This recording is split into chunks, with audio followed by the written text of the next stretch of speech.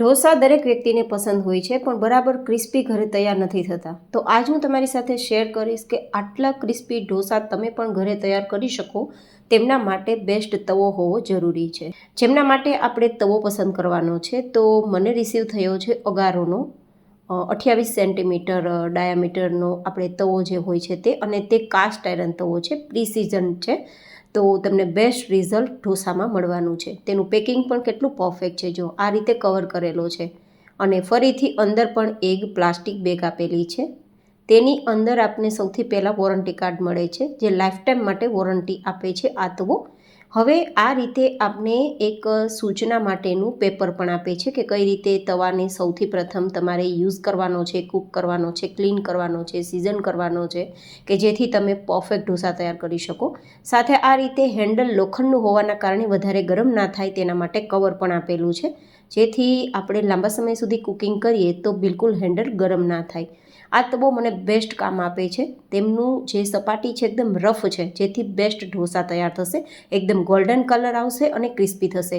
અને તેની જે સપાટી છે તે ઇન્ડક્શન અને સ્ટવ બંને માટે યુઝ કરી શકાય તેવી છે.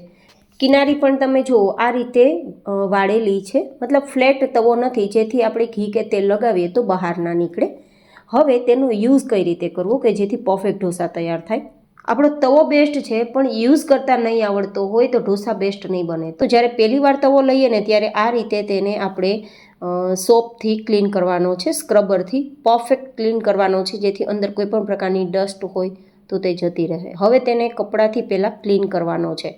એન્ડ હા, પહેલી વાર જ્યારે ઢોસા તૈયાર કરીએ ત્યારે સૌથી પહેલાં તેલ થોડું વધારે લઈ અને બધી જ સાઈડ તેલથી કવર કરવાનો છે, જેથી લોખંડનો તવો છે તો તે ઢોસાને નીચે ચિપકાવી નહીં અને થોડું સ્ટિકીનેસ ઓછું કરે.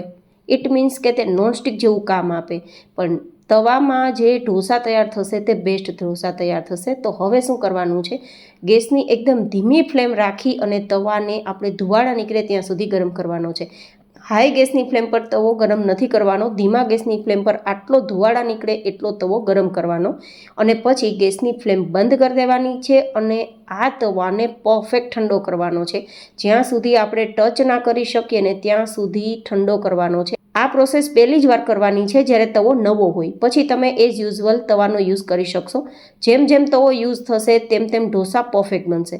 હવે આ રીતે ટચ કરતાં આપણો તવો ઠંડો લાગે છે તો ફરીથી ધીમા ગેસની ફ્લેમ પર ધુવાળા નીકળે તેટલો તવો ગરમ કરીશું અને પછી તેને ઠંડો કરવા પાણી એપ્લાય કરી અને લૂછી લેશું. અને પછી એઝ યુઝ્યુઅલ જે રીતે ઢોસા તૈયાર કરીએ છીએ તે રીતે કરવાના છે. તો હવે તમારા ઢોસા એકદમ ક્રિસ્પી ગોલ્ડન કલર પર આવે તેવા અને બહાર કરતાં વધુ ટેસ્ટી તૈયાર થશે. આ રીતે તમે રિઝલ્ટ જોઈ શકો છો.